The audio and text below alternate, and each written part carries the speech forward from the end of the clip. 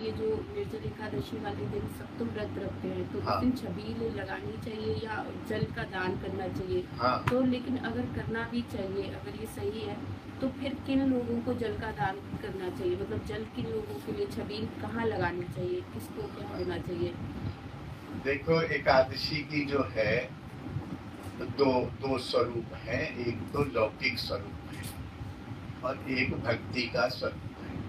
लौकिक स्वरूप में तो एकादशियों की वो एक कथा सी आती है ना, ये हुआ, इसको मार दिया, उसको जी गया, वो पुनः रूप धारण कर लिया। ये था, वो मुझे पता नहीं है, मैंने एक आध बात पढ़ी है, लेकिन उनको मुझे याद रखने की पता नहीं क्यों प्रेरणा नहीं होती है। एकादशी का दूसरा स्वरूप है भगवद भक्ति प्राप्ति, हरि भक्ति प्रदायनी। हरि भक्ति को देने वाली है। उस दिन अन्न नहीं खाना है, अन्न में सभी पाप वास करते हैं, इसलिए उस दिन कायदा तो ये है कि निर्जल रहना है। शरीर है, हम लोगों के अभ्यास है, निर्जल नहीं रह पाए तो सजल रह पाए, सजल भी न रह पाए तो फलाहार कर ले, फलाहार से भी न बने तो दूध आदि ले लें। और कोशिश की जाए कि अग्नि पर पकाया हुआ फलाहार भी बाद में किया जाए, उसको टाला जाए जितना हो, क्योंकि फल को अग्नि पर नहीं पकाना है, हम फल पा सकते हैं। रही निर्जल एकादशी ये जो आ रही है, इसकी कथा जो जो मैंने सुनी है वो यह है कि महाराज भीम से कहा गया कि तुम एकादशी रखो।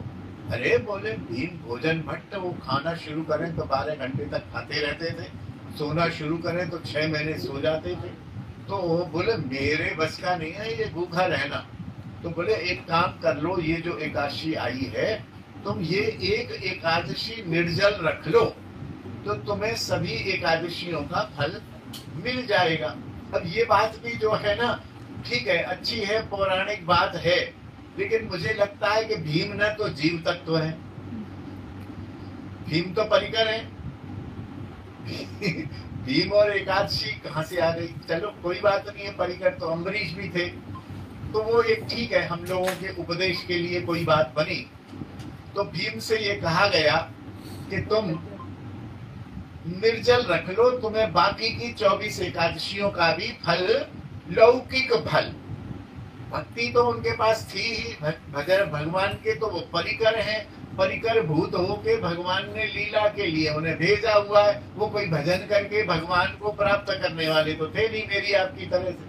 हमें तो अभी भगवान प्राप्त हुए नहीं, चरण सेवा प्राप्त हुई नहीं। युधिष्ठिर पंच पांडव तो परिकर है, वो तो प्राप्त करके परिकर बन गए, फिर भगवान ने कहा तुम पंच पांडव बन के चलो, ये लीला करनी है, तुम आगे चलो, मैं चल रहा हूँ, आ रहा हूँ पीछे पीछे।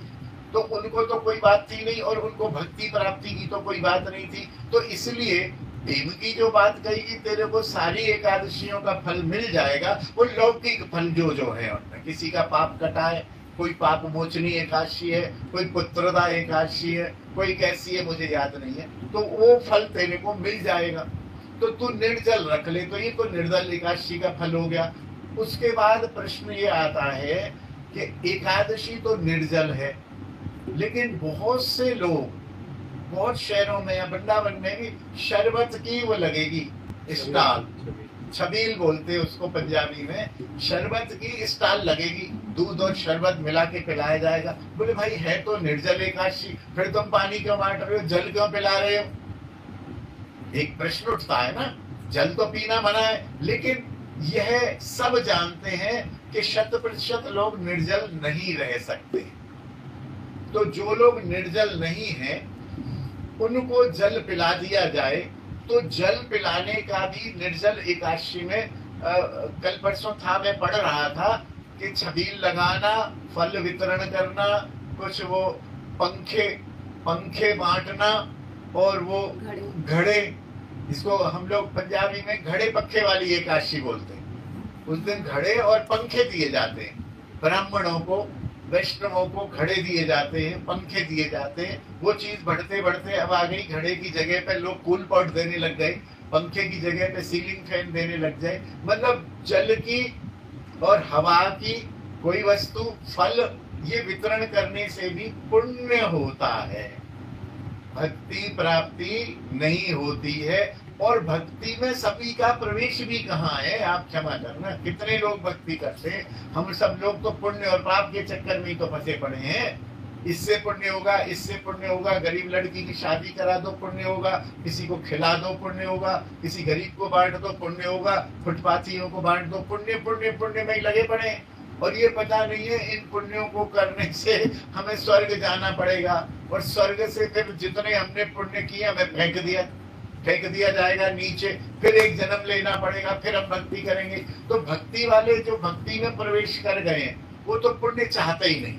लेकिन सब लोग भक्ति में प्रवेश थोड़ी करें, मेरे जैसे लोग भी तो हैं, तो वो तो पुण्य करेंगे ही करेंगे, उनको करना भी चाहिए। तो मीठा जल पिलाना, शरबत पिलाना एकादशी के दिन पुण्य का कारण है पंडित लोगों को। अब दान की स्थिति आती है कि आपने छबील लगा ली यहाँ पर हमारी कॉलोनी के बाहर, गेट पर शरबत बटेगा, अब उसमें शराबी भी शरबत पी रहा, हर तरह का व्यक्ति शरबत पी रहा, तो ये विकृति हो गई। शरबत, पानी, जल, घड़ा, पंखा अपने पुरोहित को, अपने वैष्णवों को, सतपात्र को देना है दान भी, पुण्य भी तभी मिलेगा। ये चीजें विकृत हो गई, ये चीजें न कोई जानता है न कोई बताने वाला है। परिक्रमा में खड़े होकर हमने भंडारा शुरू कर दिया, 20 किलो आलू की पूड़ी बनवा ली और 20 किलो आलू की सब्जी बनवा ली। कौन खा रहा है वहां? उसको खा के जाके घर वाली को मार रहा है शराब पी के, अथवा वो उसके अंदर निष्क्रियता आ रही है, भोजन दूषित और खाने से भी दोष। लेकिन विकृतियां हो गई, जैसे सब जगह हो गई, जैसे पैसे लेके कथा हो रही है, पैसे लेके कीर्तन हो रहा, ये भी विकृतियां हैं। तो ऐसे ही ये विकृति हो गई कि छबील लगा दो और कोई भी पिए। अरे कोई भी कैसे पिए? क्या जरूरत है किसी को भी पानी पिलाने की? पिलाओगे तो पुण्य में फंसोगे, पुण्य में फंसोगे स्वर्ग जाओगे। और कोई पुण्य भी तब होगा जब सतपात्र होगा। कोई शराबी पानी पी रहा है तो उसको पानी पिलाने से क्या पुण्य होगा भाई? उसको 5 रुपए देने से क्या करेगा? वो 5 जगह से 5 रुपए लेके शाम को पौवा लेके पिएगा। वो अभी अभक्ष्य पदार्थ खा के आया, उसको मिर्च लग रही है, उसने तो अभक्ष्य पदार्थ खा के आया, वो प्याज खा के आया, मिर्च खा के आया, कुछ खा के आया, बढ़िया बढ़िया मीठा पानी पी के चकाचक हो गया और सो गया पेड़ के नीचे, खर्राटे ले रहा। काम पर जाना, बीवी देख रही है कि संजय को पति महाराज आएंगे 200 रुपए लेके, तो कहा अरे आज काम मिला ही नहीं है। मिला क्या नहीं, शरबत पीते रह गए महाराज। तो इस विषय में हमेशा से ये बात कही गई कि सतपात्र को दान दिया जाए। जल पिलाओ, आप जरूर पिलाओ। ये एक विस्तार हो गया। जैसे मैंने क्या किया, मैंने घर में 5 सुराही मंगाई, 5 किलो चीनी मंगाई, 5 पंखे मंगाए, और मैं गली में से जो है जाके एक पंडित जी को दे के आया, एक ब्राह्मण जी को दे के आया, एक किसी वैष्णव को दे के आया। अब कोई और दूसरे मेरे अड़ोसी पड़ोसी सज्जन देख रहे थे, बोले नांगिया जी तो जो है बड़े पंखे बांट रहे। बोले कुछ नहीं, गली के बाहर लगा दो एक शरबत की स्टॉल, सबको पिलाओ पानी। पंडित क्या होता है, सबको पिलाओ। पिला भैया, नांगिया जी से बड़ा होने के लिए उसने ये काम कर दिया। अब उसने तो कर दिया 20 किलो शरबत, अब कोई और सेठ जी आए, बोले कुछ नहीं, लगा दो सोसाइटी के किनारे पर 100 किलो शरबत लगा दो, सवेरे से शाम तक बटेगा। जो आ रहा है शरबत पी रहा, सवेरे से शाम तक फुटपाथी, बच्चे कुकर्मी, व्यभिचारी, हर तरह के लोग शरबत पी रहे। तो इससे पुण्य भी नहीं मिलेगा। भक्ति तो कोसों दूर है। भक्ति तो केवल भजन करने वाले वैष्णव की सेवा करने से ही प्राप्त होगी। जन सामान्य में भी हम लोग हैं, पुण्य की यदि आशा रखते हैं तो पुण्य भी तभी मिलेगा जब किसी पुण्यवान व्यक्ति को दान दिया जाए। किसी भक्ति करने, चलो भक्ति नहीं करने, पंडित है, त्रिकाल संध्या कर रहे हैं, वैष्णव है, ब्राह्मण जाति में, शुद्ध आचरण वाले हैं, पूज्य है, भजन कर रहे हैं, नियम कर रहे हैं, पाठ कर रहे हैं, उनको दिया जाए तो भी पुण्य होगा तभी। अगर आम हर आदमी एरा गेरा उस दिन पिएगा तो पुण्य भी नहीं होगा। ये सावधानी की बात है और ये शास्त्रीय बात है, क्योंकि गीता में दान के लिए बहुत सारी बातें बताई गई हैं। दान करने से पहले गीता का पूरा एक अध्याय ही दान पर लिखा गया है। उनको हमें समझ लेना चाहिए। कभी अवसर मिला तो आप लोग याद दिलाइए, हम गीता का वो दान वाला अध्याय का यहाँ पाठ करेंगे, जिससे लोगों को पता चल जाएगा कि दान किसको देना है, किसको नहीं देना है, और किसको दान देने से क्या फल मिलेगा। हर व्यक्ति को दान देने से पुण्य नहीं मिलेगा, नहीं मिलेगा, नहीं मिलेगा, ये पक्की बात। जय जय श्री राधे श्याम, निताय गौर हरि बोल।